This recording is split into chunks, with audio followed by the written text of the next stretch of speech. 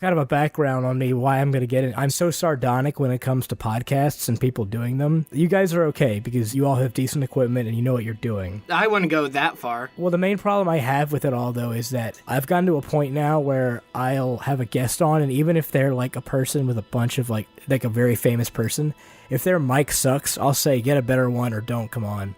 When you guys edit, what's your process normally? Do you do just cleanup, or do you do an individual, like, de-amplification? Do you do a reverb setting? How do you guys operate? So Gage does the primary edits in terms of just kind of syncing all of the audio up and then cutting out the extraneous portions of when things lull, and then he brings it over to me, sends me over those WAV files, and then I'll go in and I'll clean up any kind of, if there's buzzing in the background, if there's reverb, those kind of things, I'll do that necessary edits, put in background. And cool. Right. And by the way, I also level it out before I give it to you normally, and I also try to put in some noise reduction. Straight up, if you guys ever need any like editing tips or anything, you guys feel free to hit me up. Oh, that would be great. Thank you. Like the big thing is like, I mean, I've said this before to people, but they kind of forget. Like, I do podcasts because I worked in professional radio for over 2 years. I used to be a full-time editor and a production assistant for a conglomerate station. Wait. Before we do that... My friend Gage is gonna talk to you. Oh, and jumper, he'll be there, too. Even though they're not close together, they're far away. There, one's in Tampa, the other one's in LA. Oh, Gage, what's the show called again? Fucking, it's Almost Adults. Shit. Almost adult. Shit.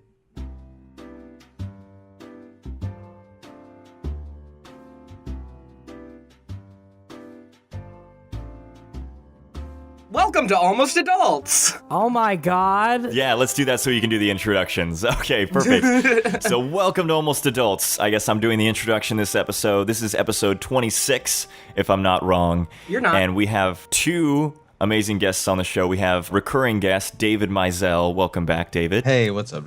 And we have another guest. We have Dave Capdevielle from the Recapitate podcast. Yay. What's up, boys? Whenever I say your podcast name, I always want to say Recapitated. Actually, true story. That was what the name originally was before I put out the pilot. And then one day, I was just the D at the end bothered me so much that I was like, you know what?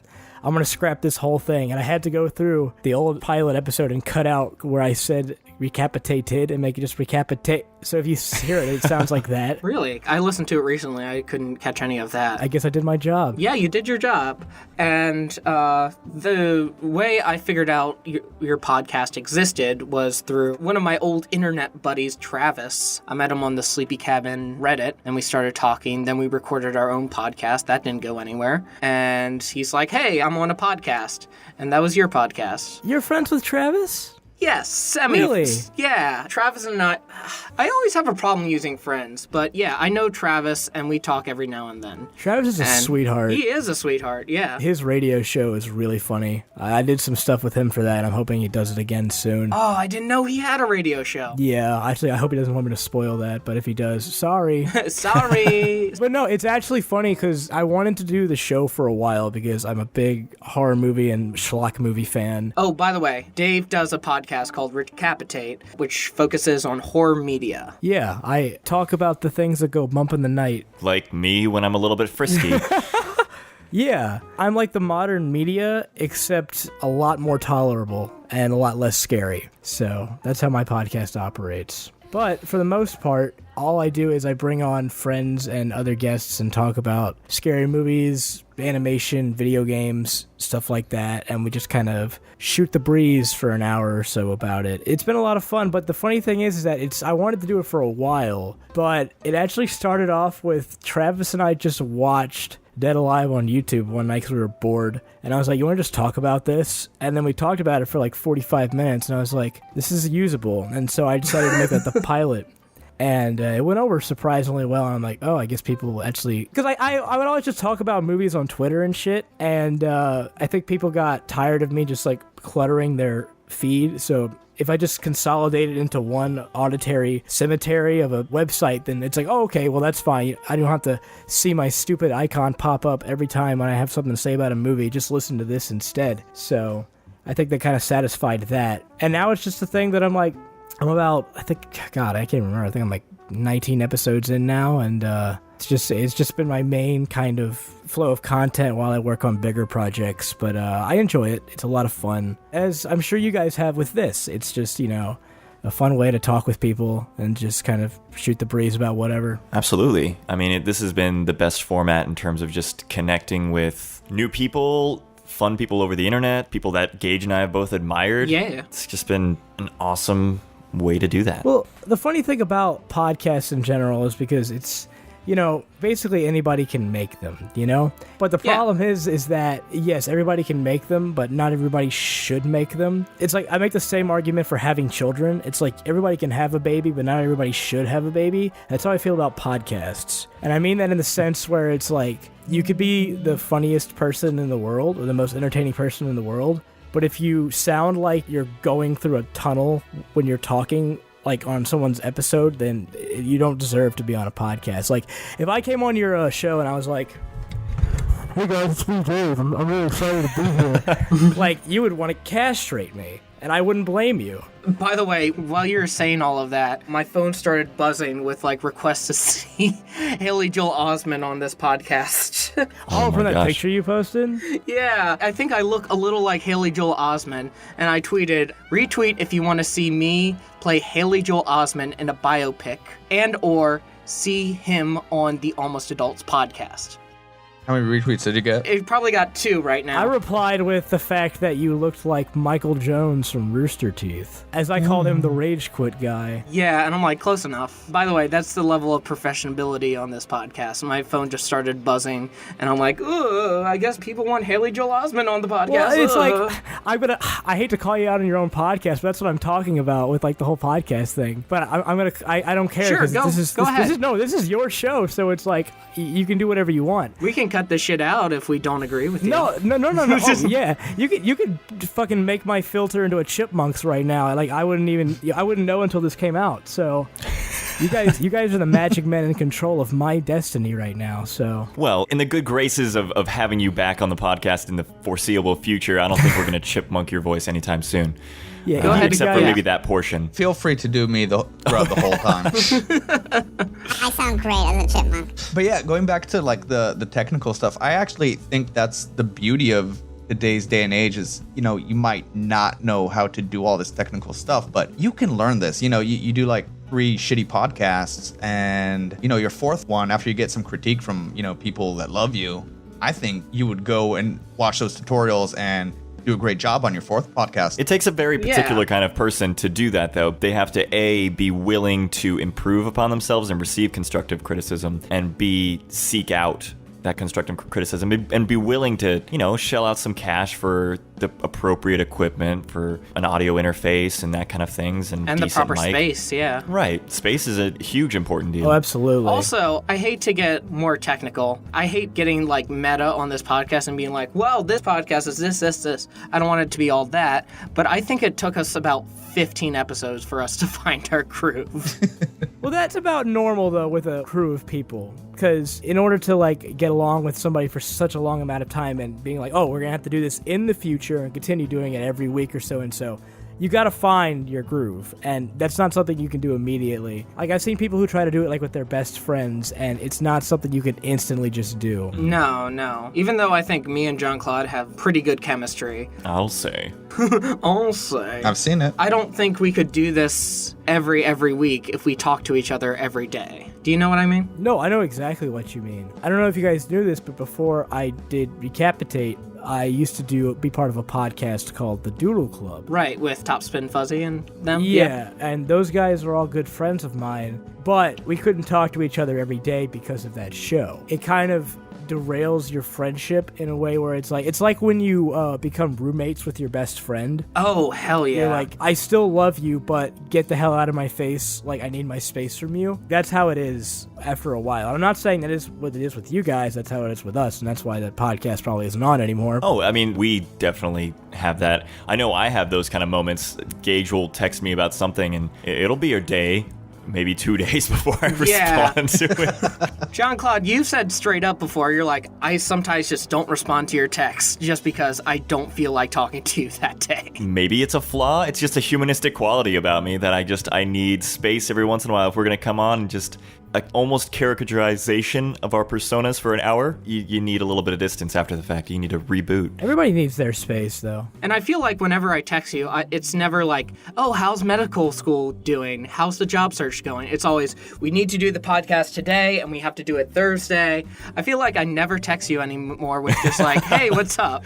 Because I feel like we do that on the podcast. I totally get what you guys are saying. Like, that happens a lot with people I work with and people who work with me on projects. It'll get to the point where it's like, I just need this done, or I need this drawn, or I need this recorded, and it's never like, we never just talk anymore. It's like when your girlfriend gets really mad, it's like, we never talk anymore. Like, that's what it is. It's because there's nothing to talk about. Get out of my face, Cindy. You never look me in the eyes when we record anymore, you slut. It's like, yeah, it doesn't go down like that. I'm recording with someone else, Gage. I even feel the same way with David, Maisel, because I feel like I just text him every now and then. I'm like, how's the podcast? And I'm like, hey, do you want to come on? Or things like that. But every now and then I try to text him about, he's getting married, so I suppose I should talk to him about that. You are the only friend that just out of the blue is like, hey, just catching up with you. And I think that's totally awesome. No one has ever done that with me. Oh, I guess I'm not interesting you made or not his loved day. enough. Look at that. But yeah,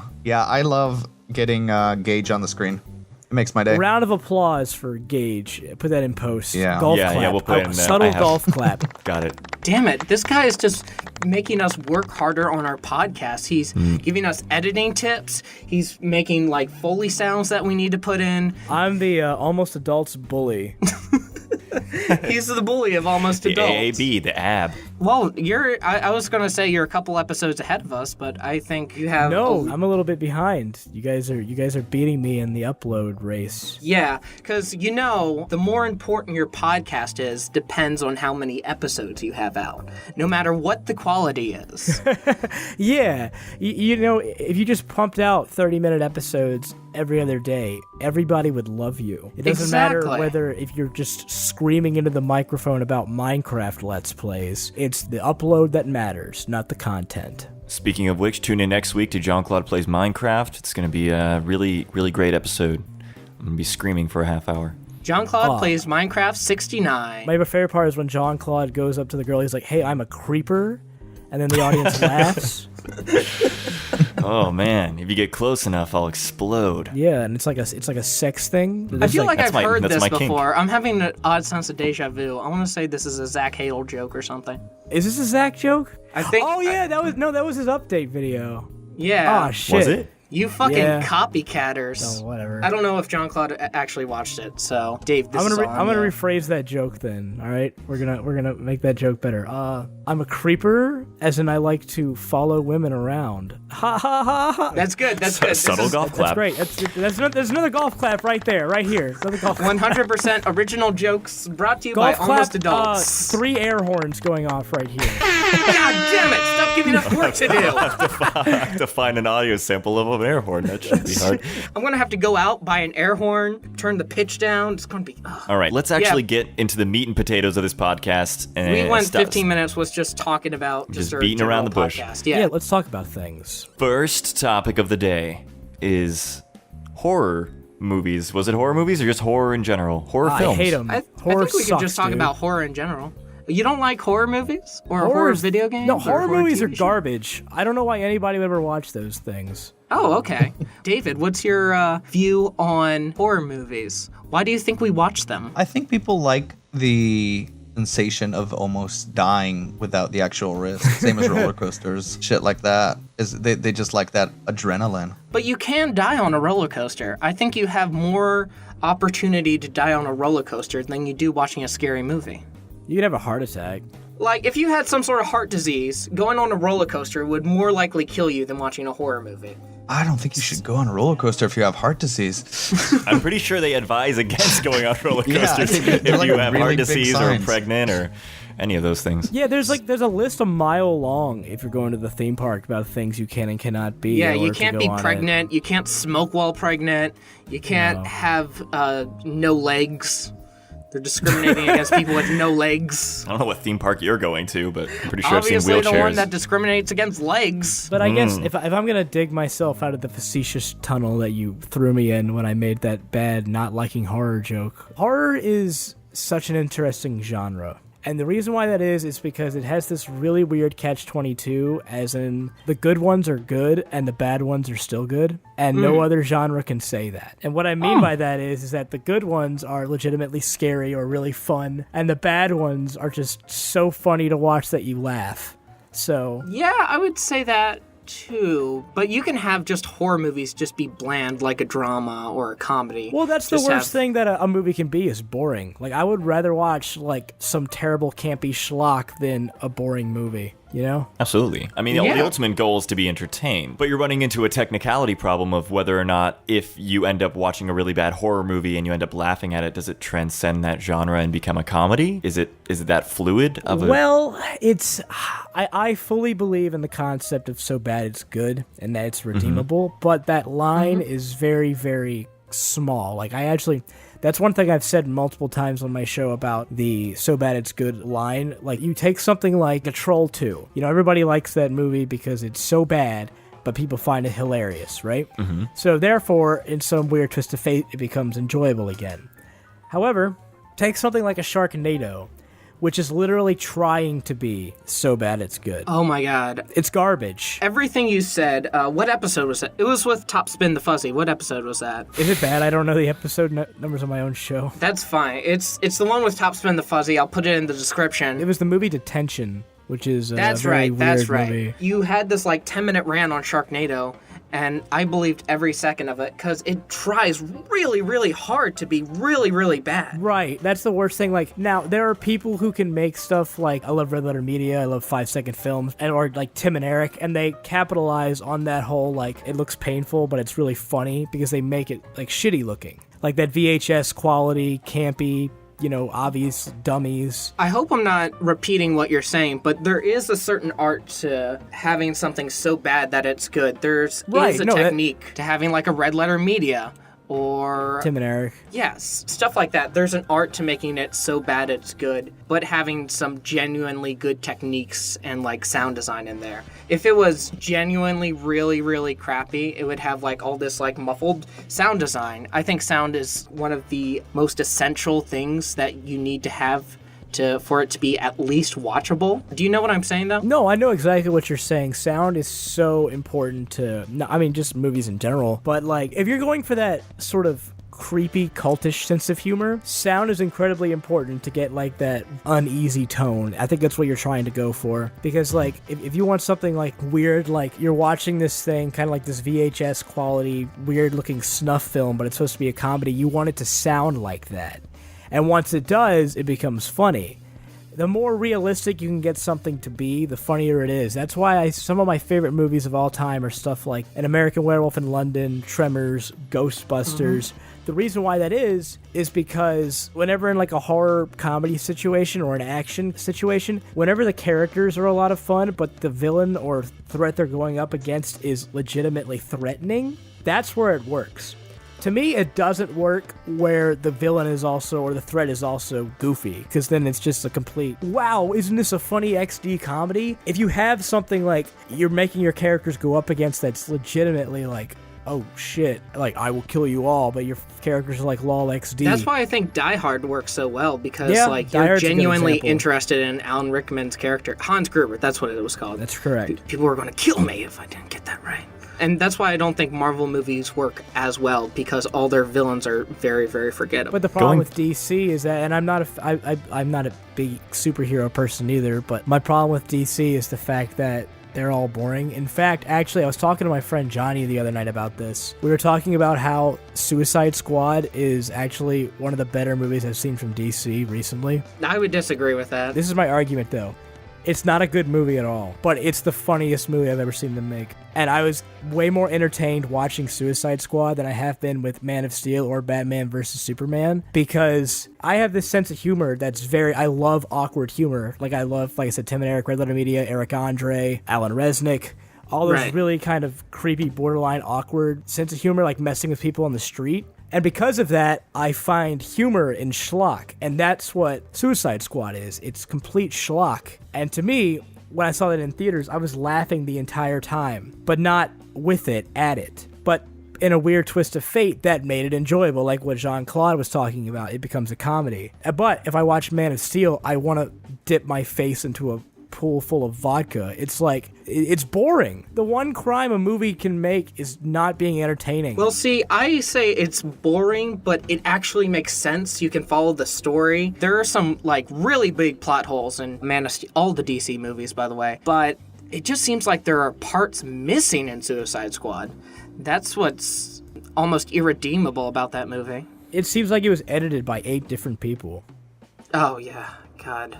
So it's barely even a movie, in my opinion. It's a fantastic study, as in how to not make a movie, I think. But that's why I like it. I like it for all the wrong reasons, I think is what I'm trying to say. But because that's the thing. I would gladly grab a couple beers and some popcorn and some friends and watch Suicide Squad again and laugh at it. I will never watch Man of Steel again. That's what I'm trying to say. Okay, I see what you're saying. You're saying because Man of Steel is so bland, it's not rewatchable? I fell asleep in Man of Steel. I'm not even joking when I saw it in theaters. I fell asleep for like 30 minutes. Last movie I fell asleep in was Godzilla. That was really boring. Oh, really? Yeah, and it was right before the monster fight. So I fell asleep during the best part, but it was just so boring with Aaron Taylor Johnson and what's her name? Elizabeth Olsen. That was just really, really boring stuff. I'm sorry. We're getting really off track. So to bring us back to horror, I haven't watched a lot of horror movies, but I've explored a lot of horror video games and just kind of horror literature and things that are around that. And what I love about the genre is that it plays off of human perception and everything, like good horror video games, horror literature. I don't really have any examples in terms of movies that do this, but I'm sure they're out there, is that they strip away the characters from what kind of grounds human consciousness. So what gives humans the power and what puts us at the top of the food chain is our ability to reason, our ability to have logic, and these kind of things. A good example of this is if any of you have read The Call of Cthulhu. It's a Lovecraftian horror. I have. So the whole thing is kind of the fear that comes out of Cthulhu is that he's this being that is beyond understanding. Just to perceive him is just to bring someone into madness, and there's no way, we're too small, we're too feeble of an organism to comprehend this greatness. And that's like so badass to me of an idea. Like, I wish I knew a movie that puts the main character through, and I'm sure you guys maybe have examples of this, that the main character is just made to face how insignificant he is in the grand scheme of things. And going back to what you guys were talking about in terms of music, the cool thing that horror does that I don't think any other genre of movie does is it knows that music is kind of gives us comfort. As long as there's some background music going on, ambience, there's something to ground us. But the beautiful thing about horror is that there will be parts of the movie where it'll just cut out all sound in general, and those will be those like climactic moments right before the scare where it's just like, okay, I've got nothing to hold on to, my net underneath me is gone. It almost brings like a focus in on just the characters by stripping away all of those other sound and Foley, things like that. It really, really intensifies of what the character is going through right now, because that's all you have to go on. Sorry, while you guys were talking, I was just thinking up all these ideas, like, okay, what can I say? What can I gush about? You're not wrong, though. The idea of horror is, of course, to disturb and put someone on the edge of their seat is the basic foundation of what horror is supposed to do. However, I'm not exactly sure, like, maybe we can get into this, like, what actually scares you guys as far as horror stuff, because, you know, when I do the show, not much actually scares me anymore. I'm kind of desensitized to everything at this point. The only things that get to me are, like, really psychological things. That's what I wanted to say, too. People are like, oh, clowns are really, really get me. No, they're not. They're like, oh, did you see Tim Curry's It? And I'm like, well, he's not that scary in that. He's hilarious. Yeah, it's, I guess you're right. Less of a horror performance, more of like a comedy performance from That's Tim the thing, Curry. though. It's like blood and gore and stuff is just... I don't mean to sound like a psycho, but it's funny to me now because some of my favorite movies are stuff like, Evil Dead, Dead Alive, like these completely ridiculous, over-the-top things. And so that stuff is just funny to me now. So I'll watch something like Saw and it'll just be like, oh, haha, I know how they did that. And instead of being like scared. You also work with blood and horror. You have like a little side business, right? Yeah, I do special effects and practical effects work with like blood and makeup and do stuff with like some small TV shows and some music video stuff. Right, so you can see sort of behind the curtain a little more than the rest of us. I would say that's fair to say. It's a lot of fun, actually, when you're behind the curtain. Like, oh, yeah. I know we live in an age where, obviously everything is downloadable now. But I always encourage buying physical media only for behind-the-scenes stuff. Because that's why I'll buy, like, most of my Blu-rays is literally just to watch the making of, like, all of my favorite movies. Especially the practical effect and makeup stuff. That's what I really like about sort of the Ash versus Evil Dead show, if we're going back to Evil Dead. You can just see the hard work behind a lot of that stuff is practical. Occasionally they throw in some CGI, but I don't want to spoil anything, but there's a puppet that they use. They're going to start selling that? Really? Yeah, I'm going to buy it for sure. They had like a puppet Deadite that was part of the Evil Dead 2 movie, where they use stop motion. It was really fascinating to see sort of the behind the scenes of that. Sorry, we're getting really kind of film nerdy. Let's bring it back. I'll bring it back by saying the thing that scares me, I guess, to be perfectly honest, to be perfectly frank, I'm a big old pussy. Anything will scare me. Jump scares, cheesiness. Boo? I scared you?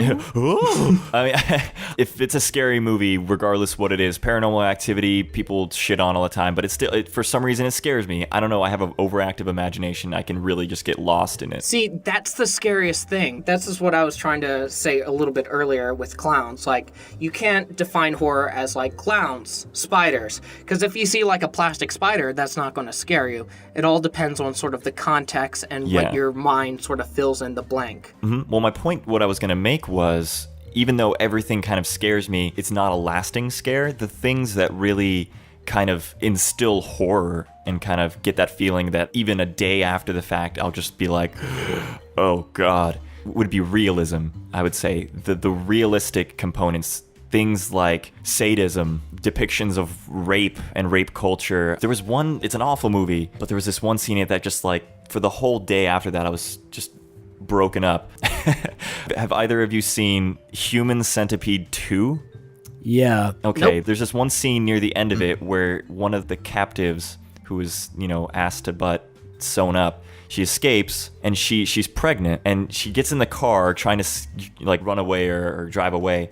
And she gives birth in the car and she's so freaked out that she needs to get away that she like slams on the pedal. And in doing that, like, the baby's down there, and she, like, crushes the head of the child and drives away. And it's, like, ridiculous. But just, like, going back, in the moment, it was just like, that is stupid. But after, I was just like, can you imagine if someone was that freaked out for their life that they would... You're trying to put yourself into her shoes. I guess that's... Yeah. I have a very easy time putting myself in that situation and kind of losing that fourth wall. That's always been just the personality that I have. I wish I had your mind. Because it's like I'm so corrupted now and just so cynical and fourth wall like that I can't take anything seriously anymore. I wish I had what you had. It's a blessing and a curse because I'll go back and I'll be like, oh man, I'm so excited to play. Gage and I played Five Nights at Freddy's once. And it was, we did. Oh, yeah. We did. I was so excited to play it because for some reason I get such a kick off of horror games, but then, 5 minutes into it, I'll be like, Gage, take the controller, please. I can't do this. And nothing would have happened. Oh my God. The worst part about that Five Nights at Freddy's scenario was that Carlos was like upstairs for half of it. But then, just midpoint, he just screams in the middle of it, and it freaked me the fuck out. I don't know if you remember that. I don't, but... Well, that happened. Anyways, so David, we haven't heard from you in a while. What scares you? Yes. Well, you stole my point. Oh, okay. It's putting myself in the shoes of the characters that just freaks me out. And it's usually the movies of sort of lack of control and torture that really get to me. Stuff like a chick running through the forest won't really get me because A, I'm not a chick, B, I don't like forests. You got good tits, though. I do. They've been growing, man. So that was kind of my point. But I get you. It's like, it doesn't hit you right away. It's kind of, the movie's over, you're in the kitchen getting ready to sleep, and then you're like, but what if? It's that point that gets me. It's your own mind. You lie down in generates your horror. bed and you're like, what if the evil spooksman is underneath my bed? And then you go under the bed and then there's nothing there. But the rest of the night you just sit in your bed not being able to sleep. That's how it is. Yeah, you roll over, you kiss your sleeping wife from the ring, and Then you get a call from your mom telling her that she doesn't love you, and then you fall asleep comfortably. now that's true horror. Go ahead, David. Yeah, I forgot what I was gonna say. Okay. Another excellent input from David Maisel. Well, Jean-Claude kind of cockblocked me on that one. I'm sorry. Oh, God. Talking about wieners and penises on a professional podcast. I can't believe this. Jeez, wieners and penises. The patriarchy is what's really scary about. I want you to edit so it looks like the waveform looks like a giant cock. And make that the No, profile? nobody else will be able to see it except you, but I'm going to make you do it anyway. Okay. All right. God, yeah, we can do that. Okay, cool. Jean-Claude, team meeting right now. We can't let this guy push us around.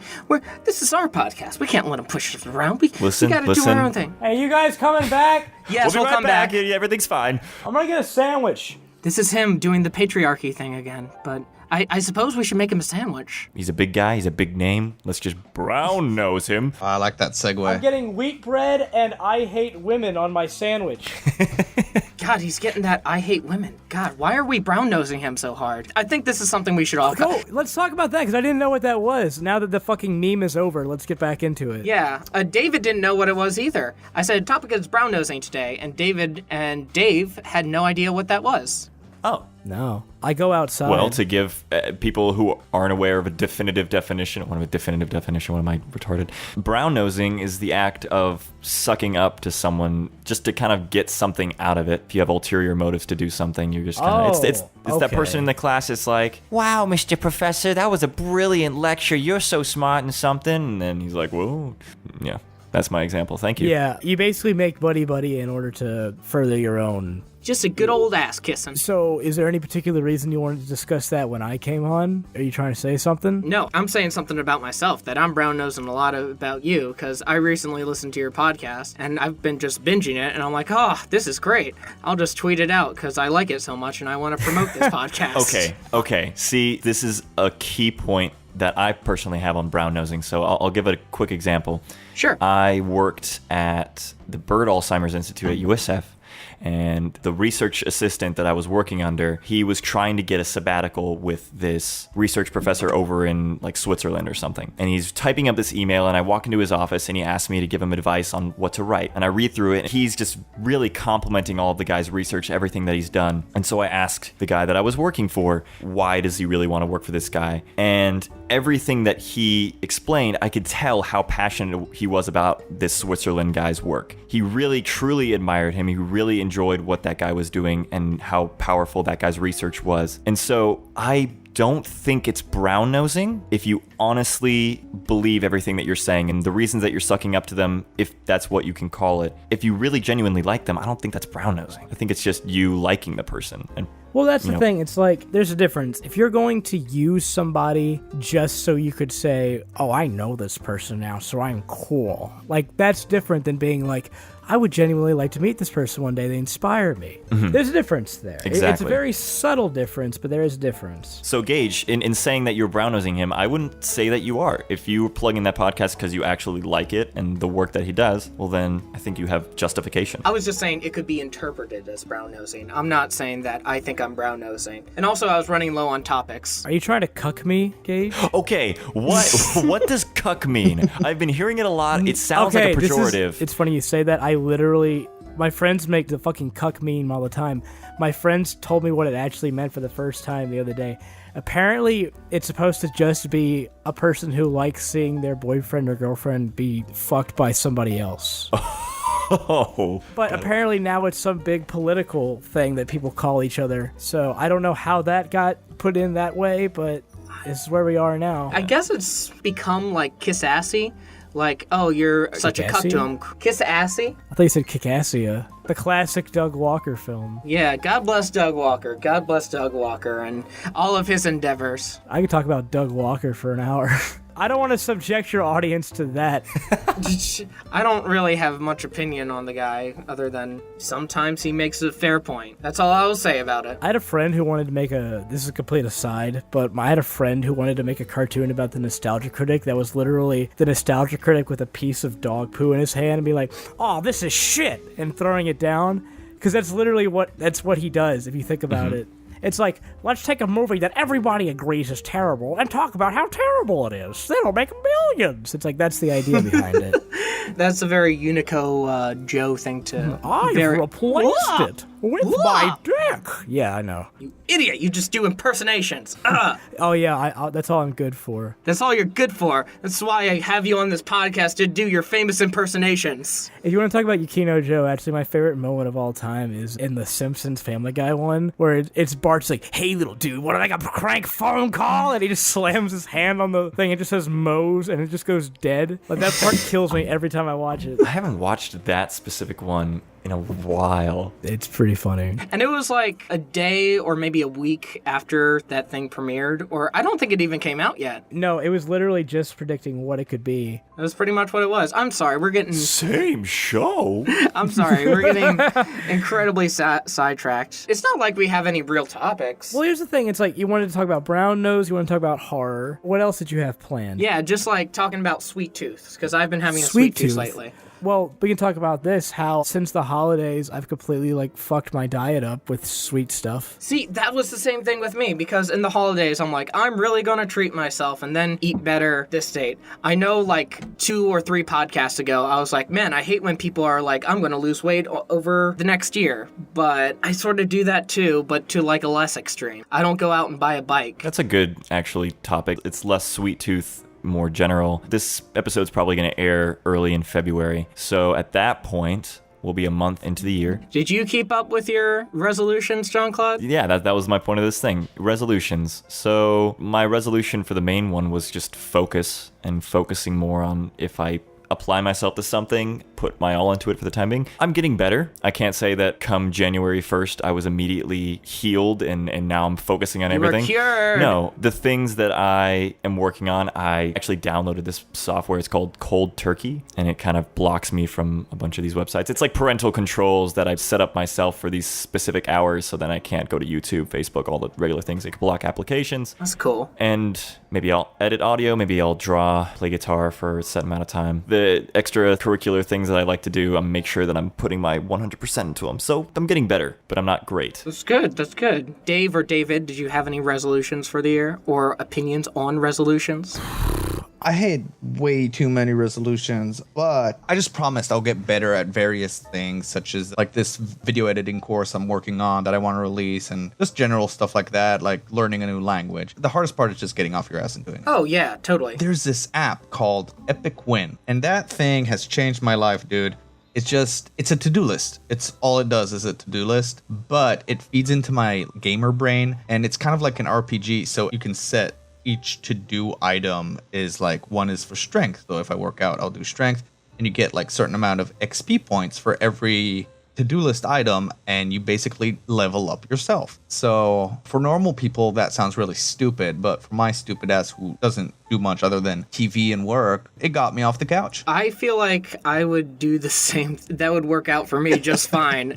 I'm actually going to download that app right after this. Remind me after this, because I'm going to download that app, because that sounds fun, making your chores into a game. It works so well. The first week I was doing it, I was just doing all the items and being really good about improving, myself, that Griff's dude, you don't pay attention to me at all. You're I'm really happy that you're doing all this, but come on, we're getting married. So I put it on my to-do list, hang out with Grace, and and now I do it. Ooh, social points.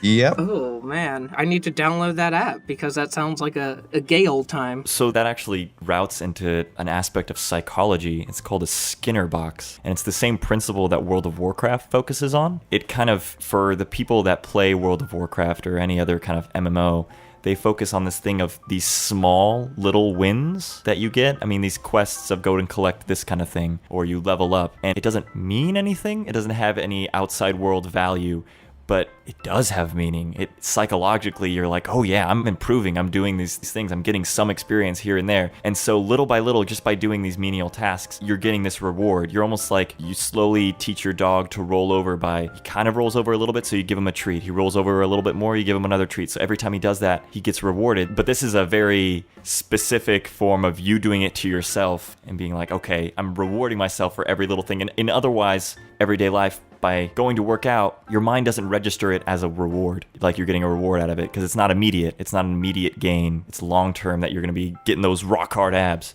But if you force yourself right after working out that you say, okay, look, I got this nice little ding on my app, it's a reward. And you train your brain that way. It's cool. Yeah, and I think you hit like a really important point there. And I think a lot of people don't follow through with their resolutions because of this. Like last year I said, I want to lose weight. That's a really fucking general thing to want. Mm-hmm. And if you go and you break it down, so your ultimate goal is, I want to lose weight.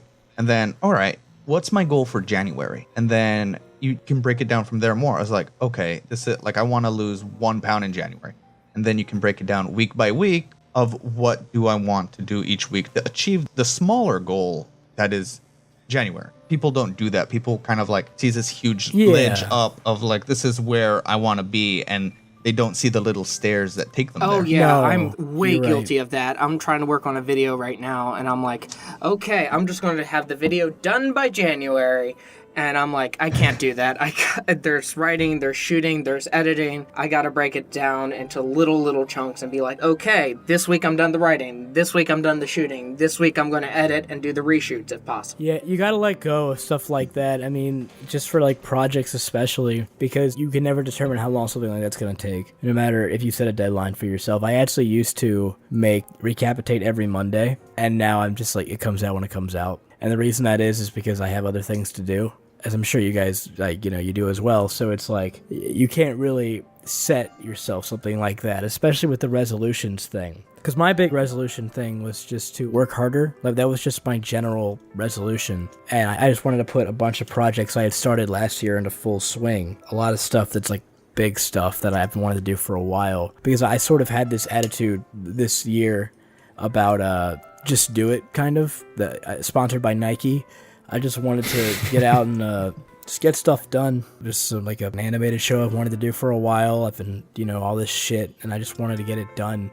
So I think people just need to, that's what they need to tell themselves, is like, you start small, but just start getting stuff done. And that's how you just progress. There was a TED Talk that I listened to recently, and it was about time management. And it was a subtle little tweak that you do in your life that kind of gives you a little bit more power. And it was day to day, when people will ask us to do something, if we're busy in our lives and we have, you know, we have to go to work, we have to make sure we eat healthy, we have to go work out, we have all these things on our to-do list. And if someone asks us to fit something into our schedule that might take up an hour, 2 hours or something, a general response will be, I don't have time. I don't have time to do that. And the goal of the TED Talk was, that's not really true. Like for Gage's example, if a police person came and busted down your door or something like that, you're going to find time in your week that would otherwise be full to get a new door in there, because that's an important task. You need to be safe. You need to provide safety. If a leak in your house happens, you're going to get a plumber out there. You'll find time to make these things. So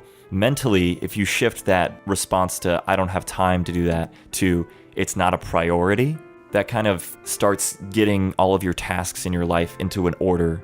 So saying, getting this podcast out on Monday, that's not at the top of my priority list. It's not a priority. It'll get out when it gets out. No, I would like to have scheduled days for Almost Adults, and that's sort of what I'm trying to aim for, to be a little more consistent. But like John, Claude, and I are like constantly working. We got other projects to do. Yeah, we're trying to expand, but at the same time stay the same, if that makes sense. Right. All right. We've covered a good portion today. We've covered nutrition. We've covered horror. We've covered gay old times. Cucking. Yes. That was the real pearl that was drawn out of this podcast. Temporary title of the episode, Cooking with Cucks. Ooh, too many cucks. Too many cucks. Oh dear. That's going to stuck in my head again, yeah. Yeah.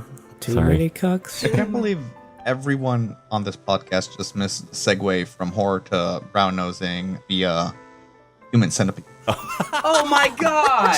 Oh my god! Man, I missed that. That's I don't think about that. So obvious. It was right there under our nose. I'm a terrible podcast. Well, here's my badge and my alright, gun. well, I'm retiring. I'll tell you what, audience, we're to make up for you. We're just gonna add the sound of someone shitting in random parts of the episode. It's just Taco Bell. What could possibly go wrong?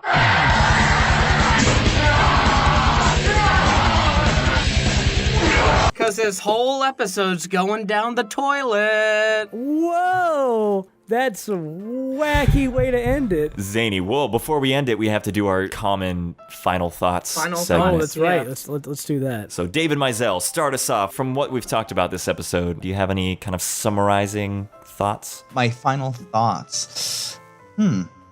Well, for some reason, like resolutions always ends up on the podcast I come on. I don't know why that is. Should I be like a motivational speaker? Yeah. Yes. Motivate us, David. I need to start with myself. Pretend like you're an anti-tobacco company that comes to middle schools to say, hey kids, be cool and don't do drugs, because you can be hip like me. Drugs make you feel good, though. Well, you fucked that up, David. Final thoughts from David. Drugs make you feel good. Remember that, kids. Thanks for that. All right, Gage, you go. I don't know. Suicide Squad's a terrible movie, and Man of Steel is better, and... Final thoughts. Gage is a big lie. Yeah, It is. I'm just a liar. I'm inconsistent.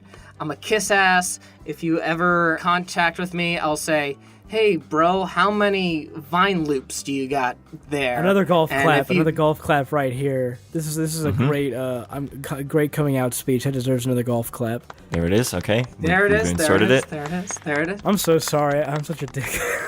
That's fine, good. dude. That's fine. Bring the dick element into the podcast. Insert it and then get out. hey. That's like a Hey, sex hey. thing. Hey! Can you tell that I'm a connoisseur of the improv? That's my favorite Fat Albert quote. When he's like, hey, can you tell I'm great at podcasts? That's my favorite. I didn't say Fat that. Albert I quote. said connoisseur of improv.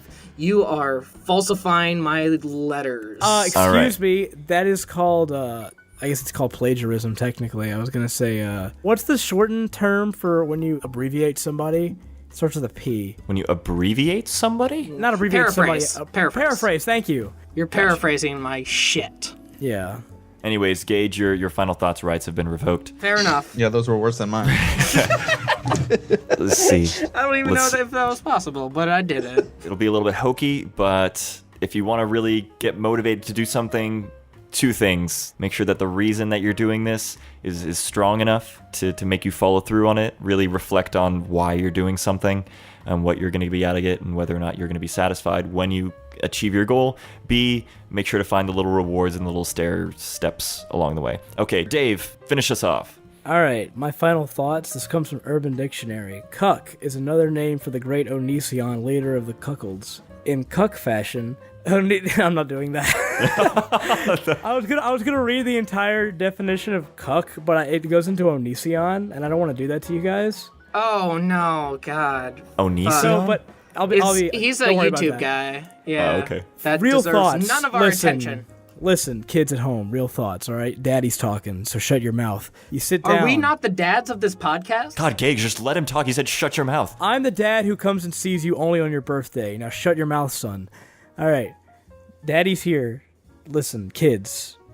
Just do the things you want to do. If you have some kind of crazy plan, you want to lose weight, you want to make podcasts, you want to make a movie, just start small and you'll get there.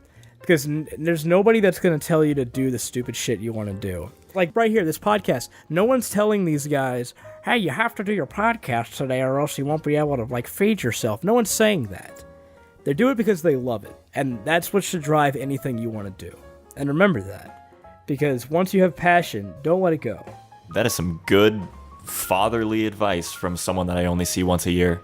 I brought you a Razor scooter. I hope that's still relevant. Yeah, kid. you're so much better than Mom. I Yes. think that's the perfect way to end this podcast. You're so much better than Mom.